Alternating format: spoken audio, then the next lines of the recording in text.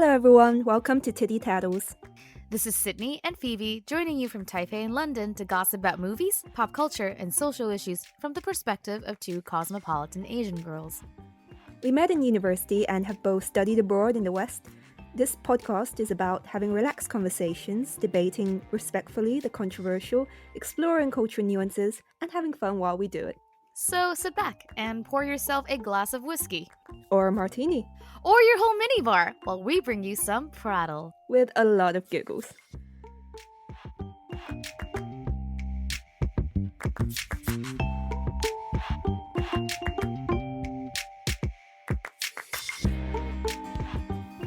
So in this episode, we're going to talk about Bridgerton, which has been very popular on Netflix lately. Sydney actually watched it first, and then she liked it a lot and recommended it to me. And from the first episode, it drew me in with the period drama tropes and the beautiful people, and the plot was pretty good as well.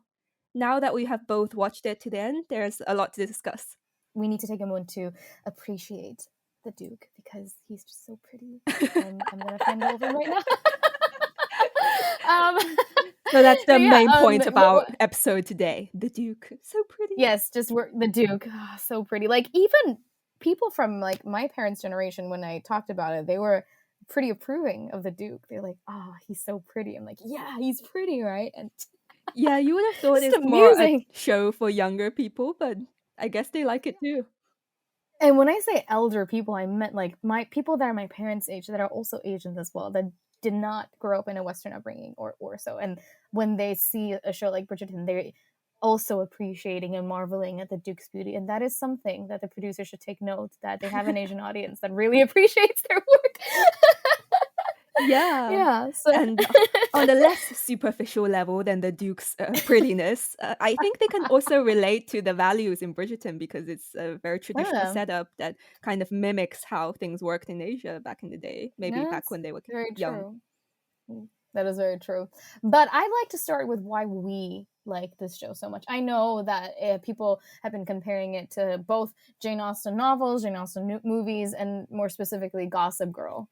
Right? I know that that's a show that we both loved. I actually remember, like, the moment I realized how we were both invested in the Gossip Girl narrative was when I think we were gossiping about one of our exes or one of our love conquests.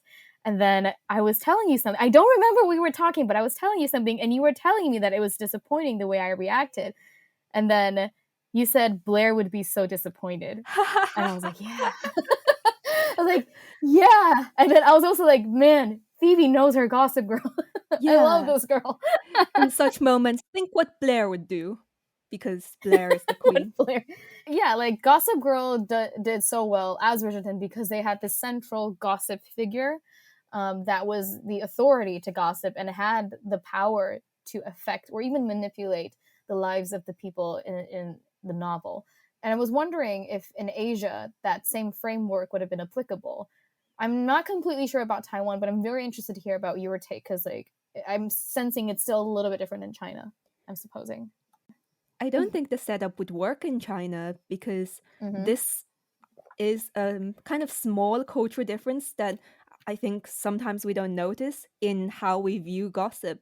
In the West, people don't see gossip so negatively. They're like, yeah, tabloids are annoying, Princess Diana, so on. But they still are invested in these gossip columns and they look up to these gossip collectors as distributors of news and information. But in China and in most of East Asia traditionally, I think gossip has been seen as a very feminine specific sin, something that women do that causes turmoil and that can't be allowed. So if it was like in the same period in China, the empress wouldn't just go along with it and read the gossip columns. She would be like, oh no, this person is doing something horrible and I need to maintain my virtue and my authority as queen by putting a stop to it immediately. So I feel like in the Western sense, from what I've briefly dabbed in reading, is that I feel like the gossip columns also serve as, it offers spectatorship and it ties in with like the obsession for reality shows, whether that's they're all scripted, but like whether it's like a heavily orchestrated competition like Project Runway or America's Next Top Model, or Keeping Up with the Kardashians or Jersey Shore.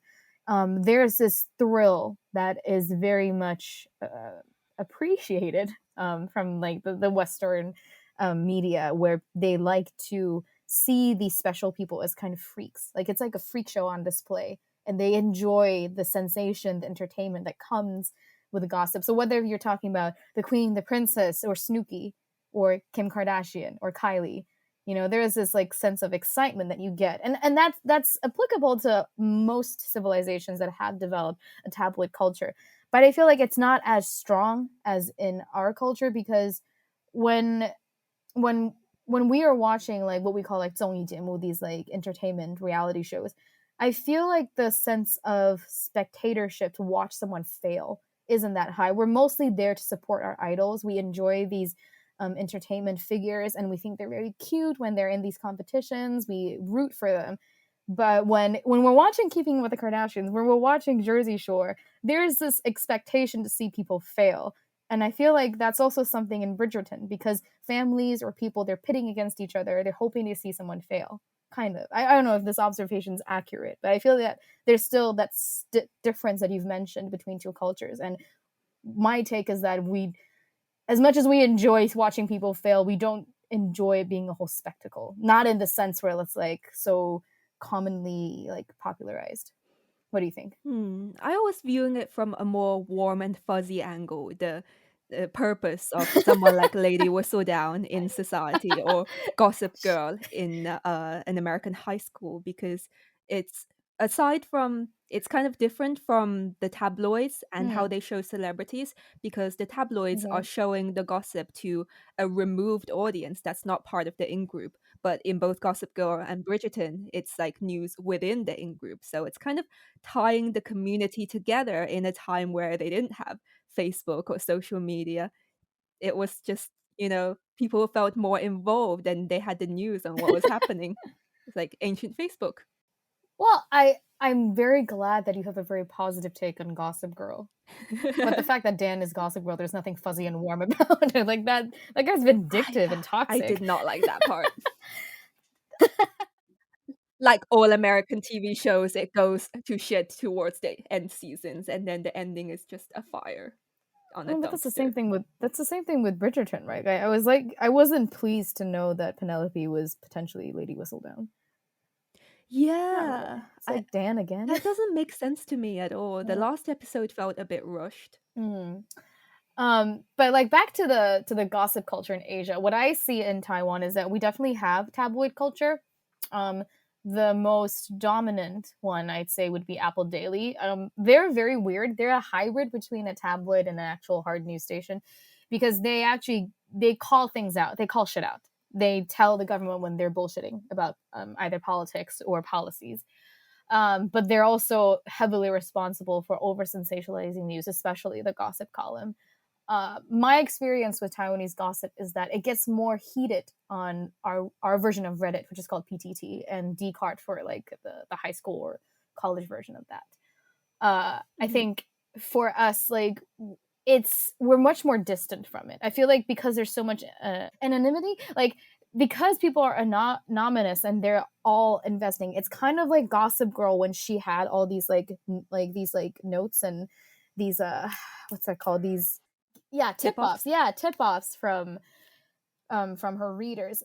Dcard and PPT is like public tipping off. You don't know who said it besides their username. And there's this like beautiful distance. It's not beautiful, it's toxic, I'm sorry, but it's a nice distance for people. God. It's a nice distance between you and that piece of gossip, but people can feed into that beast. But it doesn't feel like we're directly manipulating anyone, because people don't feel like their narrative can actually make a difference. So it's very different, as in like you have a central figure. There's no like Lady Dcard or like Queen PTT, where then she announces something after like going through all these comments and tips, and then she suddenly manipulates some in YouTube celebrity's life. It doesn't work like that. It's always these sub communities where people feed into the gossip, and it ends up being trivial. Right, so it's decentralized, and also the anonymity gives people protection. Yes. I would never see it becoming anything more serious than that, because like you said, we avoid gossip, and we avoid gossip in public. That's what I think. I think gossip in my culture is used as an escape mechanism, where people find it very hard to deal with conflict. They don't like confronting issues, and sometimes for gossip is a social lubricant for people to let out some steam. It's never meant to harm anybody, and it's deeply frowned upon if you do. Yeah, so we use gossip more kind of as a way to vent rather than Yes. as a Yes. weapon, the way No, they do yeah. in Bridgerton. No, yeah, I think in Bridgerton and Gossip Girl, it's always like blackmailing. It's always leverage. Yeah. And I think also I don't think that in terms of our history we've had enough historical cultures or subcultures that encourage that, because for us the furthest we've gone in discussing history is either the preaching dynasty period, which not much is popularized in our culture, and then there is the dictatorship era during the CKS rule. And at that time, I would imagine if there was any gossip going on, it meant you would be going to jail, because if you were ever trying to bitch about the dictator, that meant jail or disappearing. Disappearing, air quotes. It's a dictatorship for a reason. I don't know. How about you? How about like the common like period dramas in China? How do they handle gossip in those types of narratives? I think it's always been seen as something negative and something that's not allowed to accrue, because gossip in those days can really ruin a person's life. Mm-hmm. It's also a threat towards the monarchy, right? Because I feel like in Bridgerton, gossip was the monarchy. I don't even think the queen had that much power over anything. The queen was just kind of there and even a pawn in Lady Whistledown's schemes. Mm-hmm. And she had to figure out who Lady Whistledown was. There was like, she was in no power at all over anything.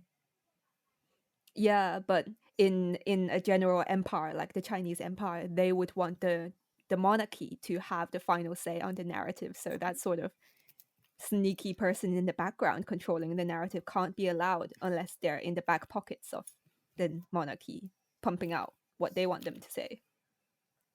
I feel like, in a sense, maybe Western culture, in that sense, or Western politics at that point, was probably a lot more democratic than we ever were. It's like, hey, Whistledown still gets a say. The people still kind of get a say. I know, yeah. The West has had such a more varied and longer history of democracy than we've had. We've just been like, tyranny. We're still struggling with it even today. Yeah. But let's stay on the light side. Yes. Let's get on to the next question. Bridgerton plays with the theme of getting a woman to wed for rank and wealth, something we're both very familiar with because of our backgrounds. Something that was common. It was something commonly seen in Jane Austen novels. So, for you, Phoebe, how are marriage rituals in the 19th century Regency England relatable to modern Asian dating? Because we all know that marriage has always been an economic transaction in every culture. Sure. In the beginning of history, and then it wasn't until recent days where it was modernized with the sense of love and romance and emotional compatibility. That's like a very modern thing. But I feel like there must be a reason why this show resonates with so many people. And as an Asian, we're not so far away from that era where matchmaking for rank and for prestige is still very much entrenched. So I want to hear your take on this. Do moms still marry off their daughters? They certainly do. You know about these marriage markets in China? No, like, goodness. Old people, they print out like a little marriage ad about their son or daughter, and it's a very demographic information kind of stuff, like born in such a year, went to this school, does this kind of job, earns so much. And then they go out to these parks and they talk to other parents there, and they try to find a suitable match economically, and then they bother their children until they meet them.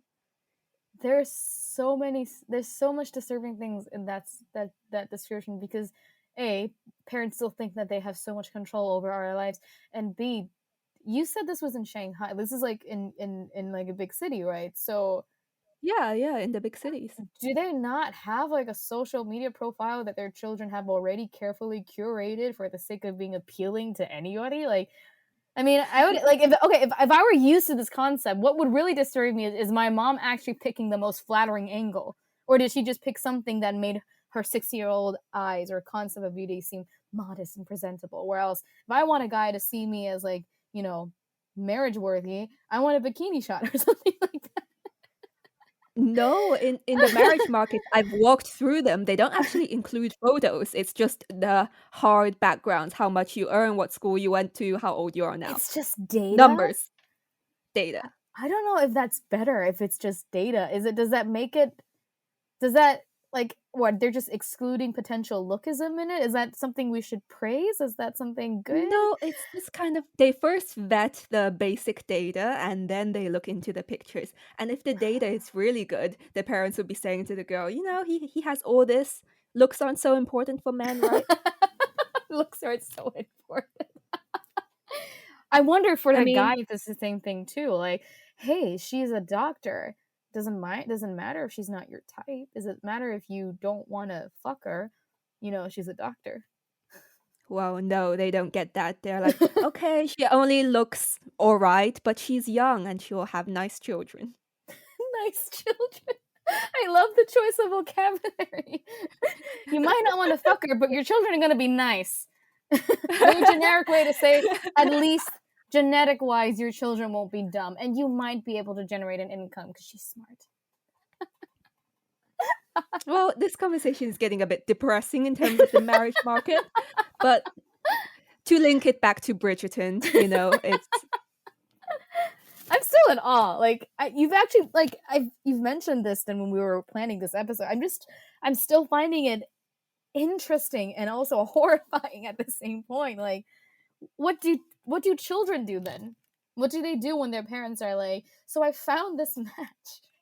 Do they just like accept it? Or? From what I can tell, most people are annoyed about it because of, you know, the generation gap. Our generation are more forward thinking and independent about it now, but there are still plenty of people who accept it and think that their parents are more experienced in this kind of thing, so they would just go with it.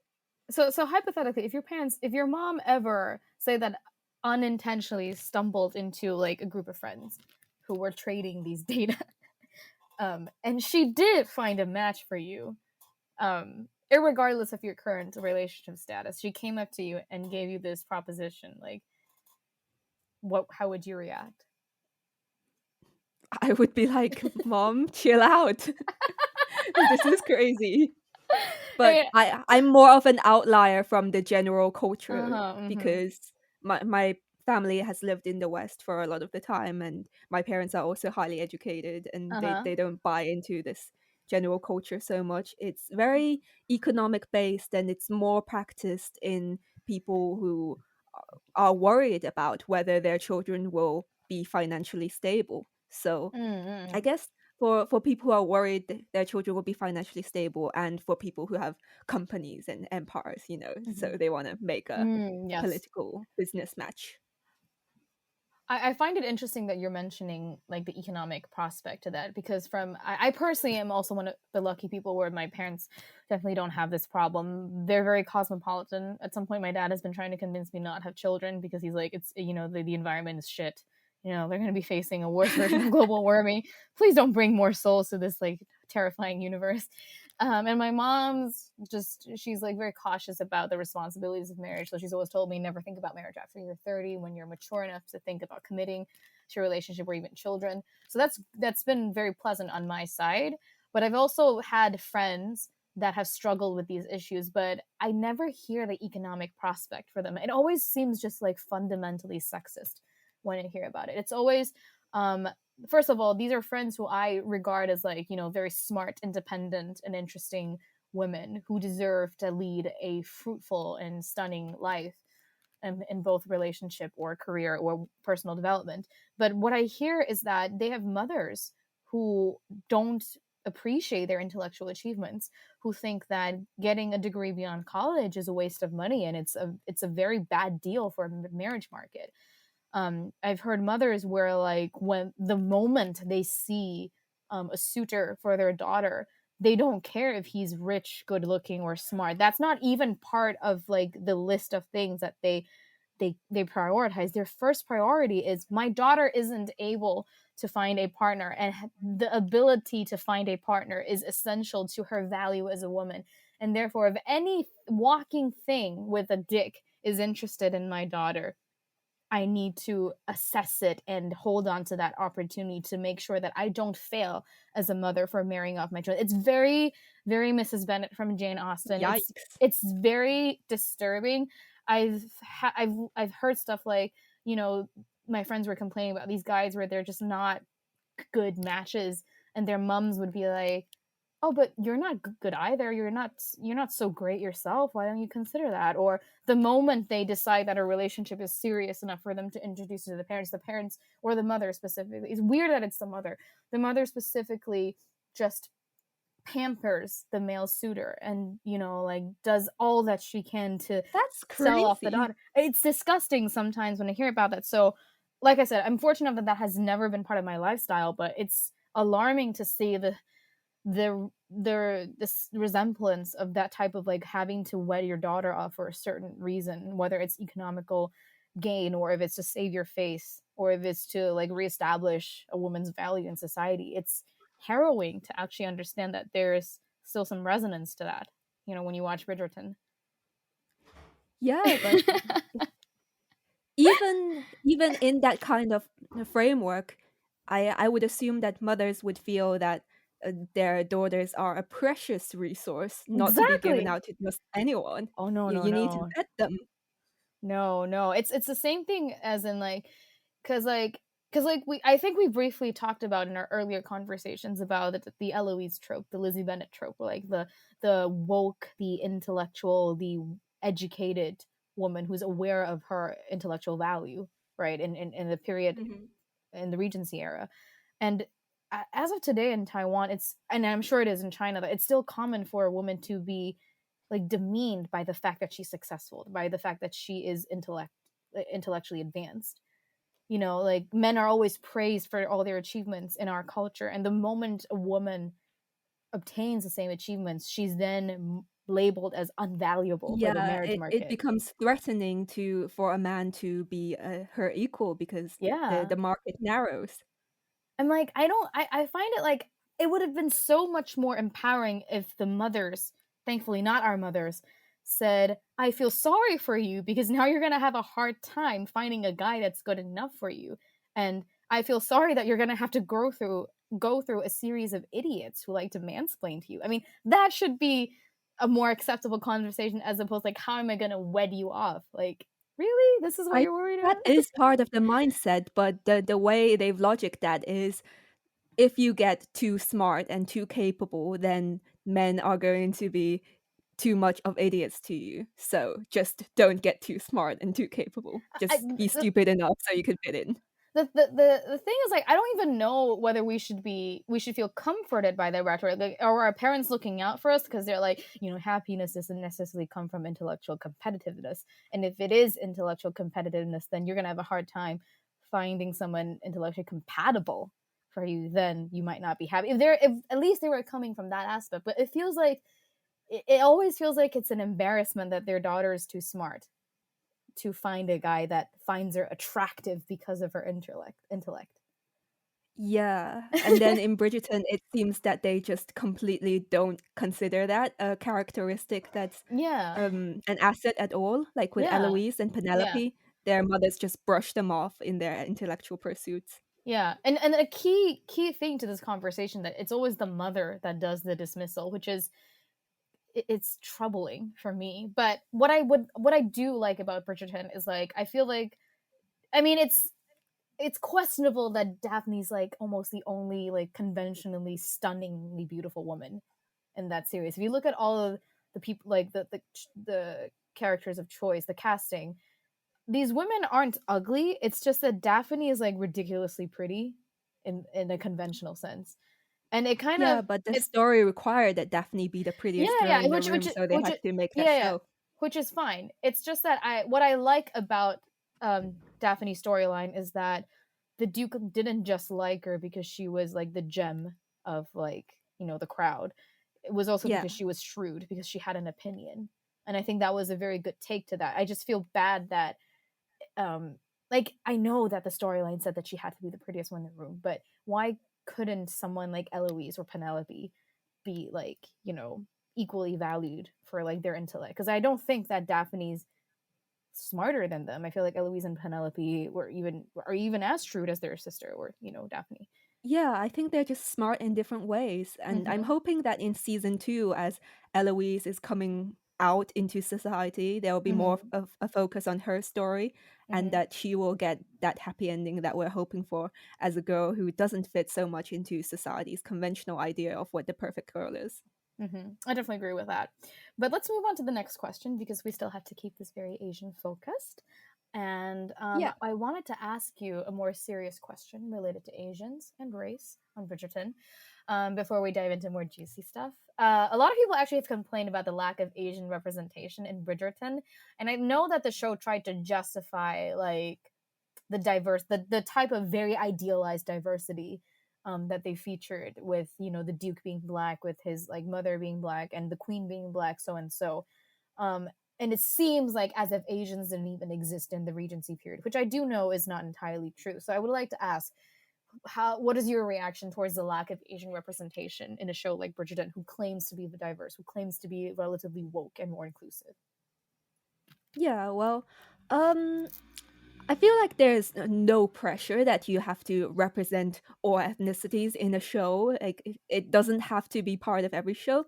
But since Bridgerton, one of the selling points for them is that they're showing a period drama that's kind of reimagined with Black people in Mm-hmm. a position in society that they probably didn't have in history, drawing from the Mm-hmm. idea of the mixed race Queen Charlotte, right? So Mm-hmm. I think it's great that they've made that part of the story, and it's really, I Mm-hmm. think it works for Bridgerton, and also the fact that they're not making it a focus of the plot and just having it as part of the background.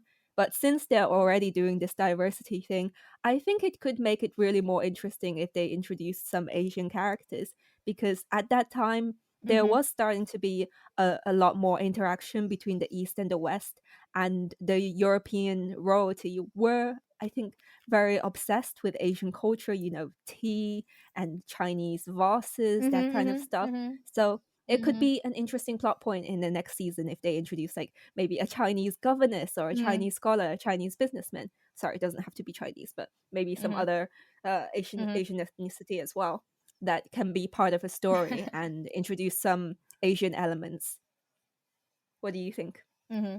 Especially when you mentioned tea, because, like, tea has become such a staple, like, element and symbolism in British culture. Like, whether it is tea for, like, the working class, having that, like, big pot of, like, Coppa. heavily brewed tea, yeah, a cup of tea, or the high culture where, like, the hostess was supposed to know all the intricate details to, like, tea culture, and serve the men in the family when they were talking politics, and how tea was, like, such a essential social lubricant, and a symbolism of status and education and culture, in Britain, and the fact that that was all basically adapted from what Eastern culture, from China, from Hmm. Japan, right? And the fact that they spent so much time trading with China and Japan, and they had their own version of sort of yellow fever, where it was not only just the vases and tea, it was also the paintings, the architecture, the delicate jewelries, the decoration. They had rooms dedicated. I'm not sure if it's entirely the Regency era, but eventually they developed this obsession for Eastern culture. And then at the same time, like, in terms of fashion, like, the type of fabric that they used was manufactured in places like India. Like, the Asian culture has been so prominent in the development of, like, the British cultural and historical arc, and I'm just surprised that it didn't cross their mind to at least include one like, Asian character that served critical and part of the plot points. Like, wouldn't it have been interesting if they had, like, this either Asian scholar or governess who was introducing tea culture, or who was, like, a vintage collector where people went to deal for stuff for their little Asian obsessions, and that special mysterious, fetishized Asian. I mean, I'm not saying fetishized is a good thing, but, like, if they wanted to make it more entertaining, I suppose that would have been a selling And I guess point. it would have been fetishized back in that day. Yeah, it would have been fetishized back in that day. And why didn't they just include that element? It would have been so much more interesting. There would have been so much more nuance and layer added to the plot points, added to like the gossip, the drama of that show. And I'm just slightly disappointed because, you know, Asians contribute a lot to society today, whether it's the model minority type of Asian or the working class type of Asian. There's so much stuff that we bring to the global culture. And it's just, I mean, I really do applaud Bridgerton and Shonda Rhimes for taking that big leap, that big step to normalize, you know, Black people being represented in television, Black people being in positions of power in fiction and TV. But what about Asians? Like, just because we don't go on the streets and fight for it doesn't mean that we don't deserve a place. And it would have been much more, I'd say, heartwarming. It would have been nice, pleasurable to see some representation. That's my take. And it just occurred to me that Bridgerton is set in, I think, around 1813. So that's very close to the lead up to the Opium War. Yeah. So if you wanted to add a bit of complexity to the storyline and the plot, that area of politics would have been very interesting. It would have been very interesting. Yeah. Okay, Phoebe, are you ready when we move on to the more juicy parts of this conversation? Because I'm going to talk to you about how the male characters or the sex scenes appeal to us as Asians. The sex scenes. They took me by surprise. Maybe I've been sheltered in terms of the TV I've been watching, but I haven't really watched anything else that shows such explicit soft porn, and I was not expecting it. I was like, what? I was just they're supposed to take off their clothes and then you cut to the next morning with them lying in bed with the sheets up, right? Especially since it's a period show. Please don't be offended, but I do find you a very innocent victim of romantic comedies where they just cut out the best parts of romance, just the sex scenes. But I'm actually very surprised by your statement, based on what I know of you, because like when we were having these girl talks, it always occurred to me that you were a lot more mature than I was. So I was like I was surprised when you said that this was considered a little bit like, you were surprised by the amount of skin and action that they revealed in Bridgerton. Whereas to me, because we use the word soft porn, right? So it's soft. It's like vanilla. It's cute, lovely. I like Daphne naked. I think maybe it has something to do with being Chinese, and in China we don't show any kind of television or media with sex in it, so I'm not used to seeing it. They cut out the cleavage if there's too much of it showing in the TV show. And I thought that I'd grown past my conservative Asian upbringing and become totally comfortable with sex between consenting adults, but it surprised me as well that the sex scenes kind of made me a little bit uncomfortable. I was like looking to an invisible audience next to me like, can you see this? They're trying to show sex in a normal TV show. Wow, so I'm assuming you completely missed the Lust Caution train when Ang Lee did this movie adaptation of Zhang Ailing's novel. What's wrong with me? Novel. Jeez, I can't speak. When they did Zhang Ailing's a film adaptation of Zhang Ailing's short novella or novel, Lust Caution. No, I haven't seen that. I suppose because it's too racy, it wouldn't have shown in. Yeah, it makes sense because I remember Tang Wei, the leading actress in that film, she was banned from Chinese entertainment for like 2 to 3 years, and she took that time to get a master's degree in London. Yeah, right. Oh yeah, I remember that news. Yeah. I didn't know about the movie that she was banned for, but I heard about it. Wow, you completely missed all the BDSM violent sex scenes. Oh, Lost Caution, right. I know it in Chinese, the Chinese name, but... Yeah. 色戒, right. Uh-huh. I haven't watched it, but I have heard of it. It's very famous. You should, just say. Yeah, but then I'll be freaked out by all the sex again. Takes practice. I'll be like fluttering my petticoats. I have a question, since this is still like a very female-oriented show. So when you were watching the sex scenes, were you more interested in like observing the female parts of it or the male parts of it?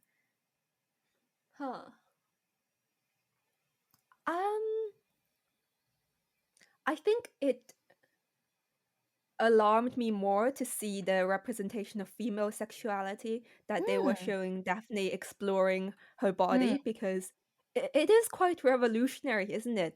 Yeah, Even yeah, in yeah. the previous movies that Yeah. show sex scenes, then they're just kind of, you know, doing a more understated version of what they do in porn. But because Yeah, because Bridgerton like is such a female uh-huh. focused show, oh Mhm. yeah, and the conversation between Daphne and the Duke when he told her Yes. about orgasms, it Yes. was Ah, so great to my see that goodness. on the screen. Yes, and I love that part that she called out the fact that her mother never had that conversation with it because that is very relatable. I don't know if that's Yeah, relatable to American culture because they have that like, puritanism going on. Like they have the whole I Mayflower thing doubt going on, many which I American parents tell their children about orgasms yeah, either. but but that's also like a staple in Asian culture is that the parents never had that conversation, and you just end up having to figure it Yeah. out on your own. Do you know how underinformed people are in our culture?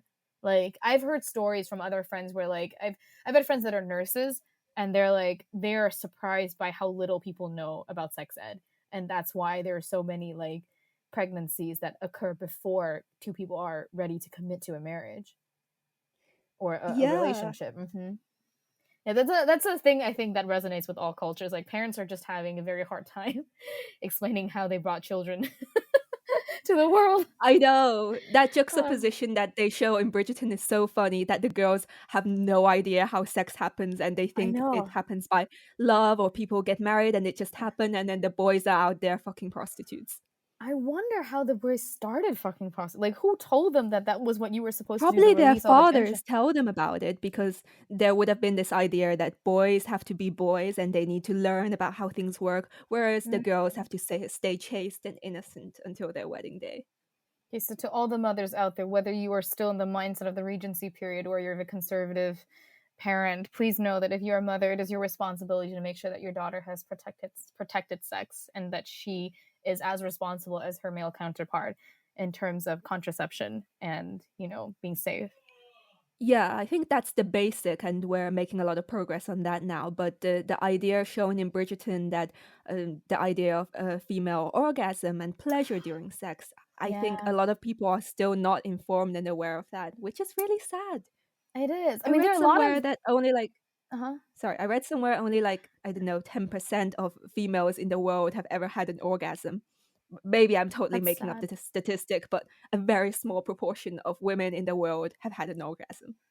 Isn't that I crazy? think I think that statistic is it's more correlated to like females are have a hard time having orgasms when they're having sexual intercourse because I think vaginal orgasms are significantly different from clitoral orgasms. Like for me, it's like always easier to experience a clitoral one, whereas like the vaginal one, it takes technique, it takes the atmosphere, it takes a build up. It's much more easily achieved with a vibrator, but even that takes time.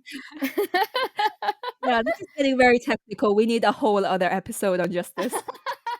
But yeah, but back to the question. For me, it was actually more entertaining. When I say entertaining, I don't mean to like trivialize it. I mean like it was much more pleasurable to watch Daphne's side of the sex scenes because like she was exploring herself, she was enjoying it as much as the Duke seemed very appealing to a female audience. I found the part where Daphne was enjoying it much more interesting to look at. Yeah, I think that's the appeal of the show, in that Yeah. it's so very tailored to the female viewer.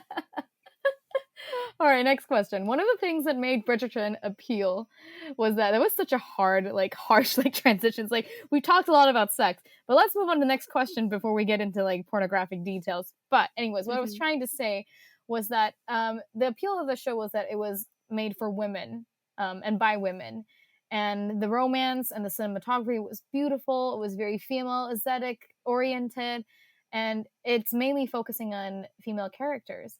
But in terms of feminist interpretation, what were things that worked for you and what were things that didn't? I guess that still ties in with our like discussion of sex because Yeah, we're yeah. talking about like how it sexually worked for women. Now, in terms of like the narrative, the rhetoric, the content, how did it work for you? Definitely. I think Bridgerton aimed at their female audience in all areas, in that it Mm-hmm. had the focus on female characters and their Mm-hmm. plot development, their character development, their Mm-hmm. sexuality. And there were also moments in there that just made me go, yes, you go, girl, because like in conventional mainstream TV shows, those are the moments that would be pissing me off. Like, when the brother of Daphne, what's his name? The Viscount, he went to Anthony, I he went think. to see Uh-huh. his mistress. Yeah, Anthony. And Mm-hmm. he had Mm-hmm. been kind of a fuckboy with her, and he valued his family and his position in society over her. But then he missed her, so he went back and he wanted to start the relationship again. And I think that in most conventional TV shows, she would just cave to that. Or at least, kind of put up a bit of a Yeah. fight and then cave to it, and then there would Mm-hmm. be a passionate makeup session. But in that one, she Mm-hmm. really considered what was best for her. She was like, you are never going to value me Yeah. most out of what is in your life. I Mm-hmm. cannot handle this anymore. You're cool, but I have to, Mm-hmm. look after me first. And I was like, yes, yes, finally somebody I think saying it's this. very A like, female character standing up for herself. yes. And I love the fact that they chose to focus on the narrative of a sex worker, because it strikes me as very like post third wave, fourth wave feminist type of interpretation. Because in so many aspects of feminism, the idea of like being comfortable with their sexuality, being okay being a sexual worker, is so often discriminated, and it's always been stigmatized. The idea of enjoying sex or making a career out of sex, and to feature a sex worker that's female that prioritized her career and her personal feelings and did not succumb or cave in to the fact that even in Regency England she was still at the lower end of the power hierarchy. The fact that she was able to, like you said, to stand up for herself and for her Yeah. professional development and her emotional and personal development was something very empowering to see as a woman. Because I know the discourse or the discussion of whether prostitution should either be legalized, or how, or what types of attitudes that we take towards prostitution or female sexual workers. It's very complicated. There are definitely women who weren't, who were kind of forced into this job. There are definitely women who also enjoy this, and I feel like as of today, it still disturbs me that we're still wondering whether it should be legalized or not. That we're still blaming women, or we're still stigmatizing women for taking on a profession where it's mainly still kind of to serve the needs of not just men, anybody, for any politically incorrect or correct reason that they need this type of service. And women are taking the hit for all these factors and reasons. And to see a show like this, to make it a very empowering moment, is just, it's refreshing, it's enlightening, it's such a pleasure to watch. Yeah, absolutely. But I Yeah. think there are also moments where they try to push the feminism in there that didn't work for me. How so? Like, do you remember several times Daphne had conversations with Anthony because he was being an absolute idiot of a man Mm-hmm. and just kind of like controlling her life with no idea Mm-hmm. of what it was like to Mm-hmm. be a woman. And Mm-hmm. she kind of included this in her criticism of him many times about his male ego. And I Mm-hmm. feel like that's not something that girls in that day and age would have said so much, but maybe that's just me. Mm-hmm.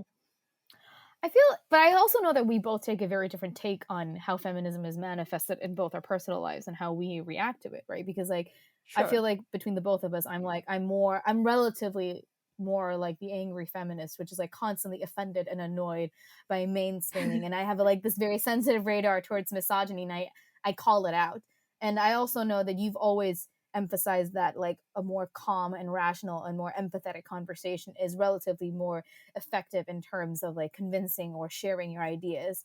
And which is why when Daphne says it, in my perspective, it's like, yeah, you're being such an irresponsible brother. You have no idea what you're doing and you're trying to tell everybody how to do it.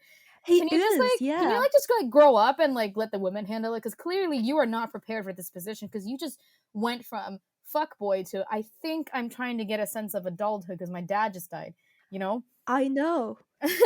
I totally agreed with what Daphne was saying, but I felt like those words would have been weird in the mouth of 18th century, sorry, 19th century Yeah, what is she? I Debutante girl. Well, I think, but that's also like what's interesting about the show. It's like it's telling you that women, even in a very conservative, dated, periodic society, that they still had independent minds. Like Jane Austen was very much a very vivid character and a real person at that time, and she managed to write Pride and Prejudice. She managed to become one of the most memorable literary figures of Mhm. time. So I guess like it's at the same time maybe a very real and three-dimensional representation, but at the same time because we're so much used to a 19th century debutante girl being all timid and all Victorian, like angel in the house type of person, that it Yeah, strikes and us on the as whole, Daphne Mhm. is kind of a feminist, even though she wants the sort of life that's conventional in that time. And the show shows a lot of these heartwarming women helping women moments, like Mhm. Daphne with Marina, Mhm. and I Mhm. think Lady Whistledown, the Mhm. what was her name? The one pretending to be French, and the mistress. I can't They remember helped her each other name, a but lot. yeah, I know. I thought what I would like to draw attention to, since we're like talking about Asian perspective in this podcast, is that Mhm. do you think we experience these things as Asian women today? Like the type of feminism that is professed in this show, do you think that it is emphasized enough or shown overtly enough in our cultures? I think it's not. Yeah. I can't I can't even think of a show set in the modern day that Mhm. puts such an emphasis on Mhm. feminism and female power. Mhm. Well, I would disagree. I just recently watched one, and maybe it's because we haven't talked about it. Mhm. it's called like 三十而已. Have you heard Oh of that? yeah, I've heard about that one. Yeah, It's been yeah. quite popular It, lately. it's been popularly, and I just recently watched it, and it's a Chinese production from China, Yeah, I know. and although there were a lot of concepts where I resonated as a nation but found problematic as a feminist, the female friendships displayed in that film was very heartwarming. It was very contemporary, in my opinion, Mhm. very progressive, but it was so refreshing precisely because of what you just said. I don't think in our culture sisterhood is as emphasized as it is in Western cultures. Like the idea of sisterhood is very subtle, it's complicated, it's often closeted, actually. Like girls, we spend time together, we gossip a lot, there's a lot of competitiveness going on. It's never directly addressed what type of competitiveness goes on, and it's never directly addressed what type of sisterhood that we're supposed to strive for. Yeah, so I think this the sort of show that shows that kind of deep and supporting relationship between women are Mm-hmm. very inspiring to young people. Mm-hmm. Yeah. Okay. So it's been almost an hour as at this point, Yeah. and so I think we should probably try to close out this discussion in case we bore everybody to sleep. Here's my last question. Um, so, why do you think, for Daphne's point, like for the Daphne's character, not why do you think that Daphne would survive in Asian high school? Do you think we would like her, given our experiences in Asian high Mm, schools? And is she an appealing female lead to your ordinary Asian I feel girl? like she's kind of a green tea bitch sort of girl. She's We the sort really, of girl other girls wouldn't like because she's too perfect. yeah, yeah.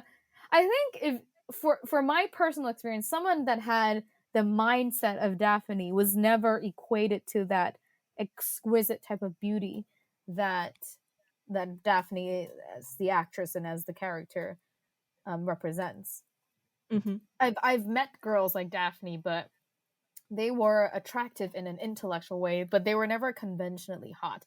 The conventionally attractive girls were always, unfortunately, associated with coldness, slight bitchiness, their aloofness, even sometimes, or they were very competitive. And I if they think for a weren't, girl as beautiful as Daphne, that beauty would kind of be her detriment in making friendships with other girls because they would yeah, assume things of her before knowing that she's actually pretty nice. yeah, because I don't think, because I think the type of beauty that we find acceptable with like academic achievements and intellect, which is the type of values that we emphasize on in our early education, uh Daphne is too pretty. Like, you know, like there's this movie called 那些年我们一起追的女孩, the girls that we went after. I don't know the person. Yeah, there's a Sanjai like trope, like the nice girl that's pretty, but she's like the girl next door. Yeah, she's the girl next door, but Daphne is like, she's royalty type of pretty. She's like unattainable. She's distant. Flawless, my dear. Yeah, and that type of girl would have not. She would have no friends. She would have no friends. Yeah, and to have her intellect, you could not be that pretty. I think Asian women are often pitted against each other in terms of how attractive you are, and attractiveness is also, I don't know, it's probably very misogynistic. I feel like pretty girls are given much more shit about being pretty because it's always associated with a hint of sexuality, depending what type of pretty you are. Well, you can't win, can you? You have problems being unattractive, you have problems being average, you have problems being pretty. Yeah. What I like, though, is that today, the conversation that I get from girls is that women are constantly praising beautiful women as of today. Yeah. But when I was in high school, I don't think anybody was mature or aware enough about the type of toxic competitiveness that we were experiencing as kids. I think women appreciate other beautiful women a lot more than men appreciate beautiful men. Or appreciate beautiful women. I think when women talk about beautiful women, we talk about it with earnesty, with detail, with dedication, and we revere these women in a sense where like we respect and there's them. something pure in our feelings. We're not sexualizing them. We're just like, wow, look at those cheeks. Or even if we are we are potentially sexualizing them, because I've known that women are potentially more sexually fluid than men.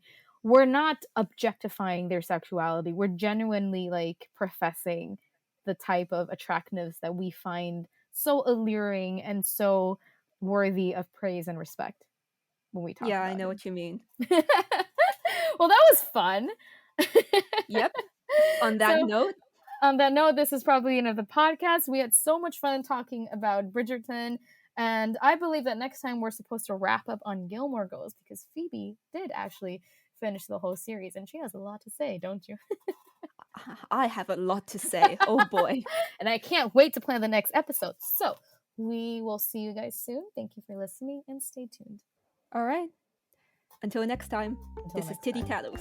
This is Tittie Tattles. Bye.